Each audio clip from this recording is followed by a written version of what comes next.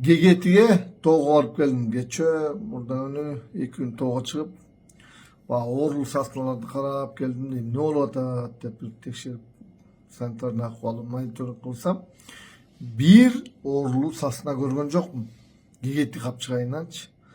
Sarı sasnalar men былтыр жайы менен көрсөтүп ызылдап кыйкырып Төрөбаевка кайрылгам. Төрөбаев моментально реакция кылып аппарат президенттен эмчисин кураторун жиберип болгон чоңдордун баары Токой службанын баары келип аябай ызылдаттым да былтырчы. Негизи мен анасын чыгарып ушу Токойдон ойлогом да дагы эле иштебей коет го депчи.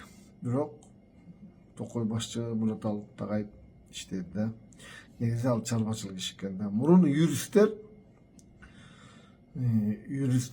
иштечи да, жаратылыш тармагынын юристтер иштеп, аларга даже мен барсам бир ошо жерде жашаган, иштеп аткан бир чоң эле эже, буларга ойнош эле керек, анан кийин проект акча эле болсо болду экен деп айтканда, булар только проекттен акча жеп көнүп калышкан да.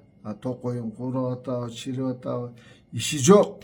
Ошон үчүн бир Садыр Нуркожоевичке кайрылат элем да, ошо Кыргызстанды 30 жылдан бери жалаң юрист, экономист деп отуруп, юристтердин армиясы аябай каптап кетти да чынындачы. Мен азыр кекиликтерден Аскарида, эмне үчүн Аскарида болуп атат да? Аябай көп кекилик болгон үчүн Аскарида болуп оору каптап атат. Скучность көп да, жыштыктан жалаң кекиликтер. Биздин Кыргызстан жалаң юристтер каптап кеткен үчүн иш жүзбөй атат. Булар өздөрүн баягы өздөрүнүн кечкиле закон чыгарышат да, булар закон чыгарбаса булар значимый эмес да, булар значимый керек экенин көрсөтөбүз эле, булар токтолбой эле закон чыгарып атат. Бүгүн жанагы ким спикер деле айтып атпайбы, биз законду алып келип туруп маңызы ошол экен, аттарына бурап койгондо юристтерди Садыр Нуркожоевич мораторий кылып вообще Кыргызстанды жумушка албаңыз. Казыр деген огромный дивизия юристтер Кыргызстанды басып алды болгон тармакты. Андан кийин рота экономисттер, анан чарбачыл хозяйственниктер, профессионалдар отряд болуп аз болуп калды. Бирок ошо отряддын арасында мына Тагайып бар экен да. Тагайып Токой тармагын мына мен мактаган да болбойм, бирок барып карасам Токойдон сапсары баягы курган Токой жок. Жумушта, бирок биздин Токойлор высокий степень заражения болду да. Ошо высокий степень заражения анализин алып, негизи структуралар мындай да, өкмөт биз практик болобуз да, структуралар. Ошолор көрсөтүшүлөр керек да, өкмөткө жазыш керек, урматтуу өкмөт, көп безграмотный да, өкмөткө жазыш керек, өкмөт могу жерден акча атат, могу жерден жетпей атат, могу жерден рабочий керек деп, анан өкмөт реакция кылат да, мына конкретно силерден исхат этиш керек да. Алар теоретика, моундай болот, моундай жалаптар чыгып атат, анан реакция болот да. Негизи Кыргызстанда паразиттер, грибок, бактерия каптап кетти да. Анан паразит бул жаныбарларда да болот, эмелерде да болот да. Токой өсүмдүктөрдө да паразиттер, жана курттар паразит болот да. Негизи паразит ушул адамдар ушул паразиттен кутулуш үчүн ушул дүйнөдө экиле универсальный жандык бар да.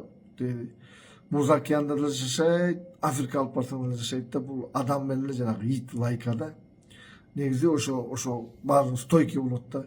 Паразит менен күрөшүү үчүн анализдерин алыш керек. Анализдерин алып, ошо высокий степень заражения болуп атпайбы, ошону көрсөтүп, өкмөт көрсөтүп, анан казыр Токойду сактоо боюнча иш алып барыш керек. Токойду сактоо боюнча казыр көчөт тигип пиарить эткен керек жок.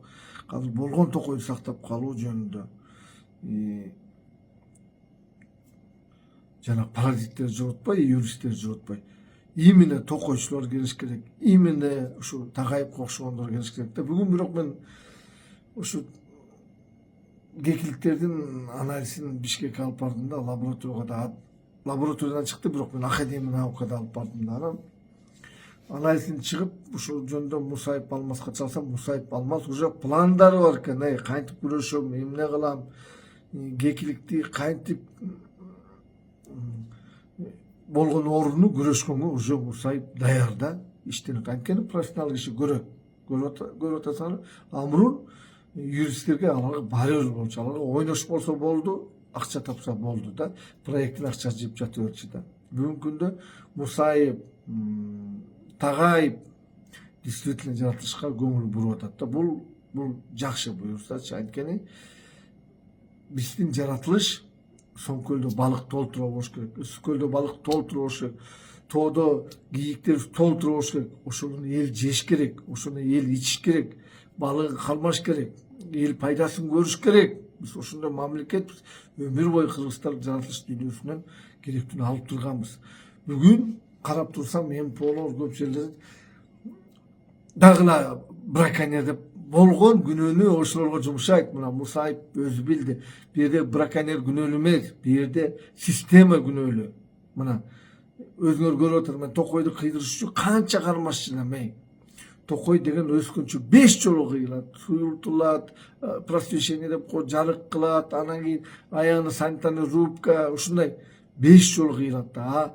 Ошону былтыр ошо системаны сындырдым да, кармашып, экологторду алып келип аткандан кийин баягы 70 жыл Совет Союзунда иштеген технологияны кийип, мына азыр кечээ Сарсанда карасам, дистанция болуп суюртулган, на иммунитетке иштеткем да, атайынчы.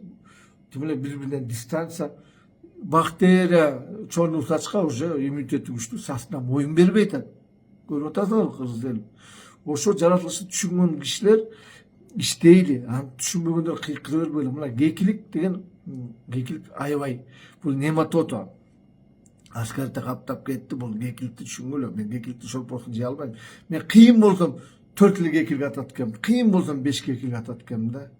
Кекиликтер аябай охотниктердин жоктугунан мергенчилик кылуу китепке түшүп калды. Жалаң охотник деп отуруп жаратылышты мына МПОлор талкалады. Охотниктер деп дагы эле охотниктер күнөөлүү деп атат. Мен карасам, чуксам дагы охотниктер редко браконьер болуп калды. Браконьерлер күнөөлүү дейт, редко браконьер болуп калды. Красный книга кирди, эл түшүнүп калды. Огун 100 сом. Дүйнөдө акыбал оор болуп атса, биз даже пороховой заводдорду ачып, октор чыгарып, балдар тынып кылыш керек да.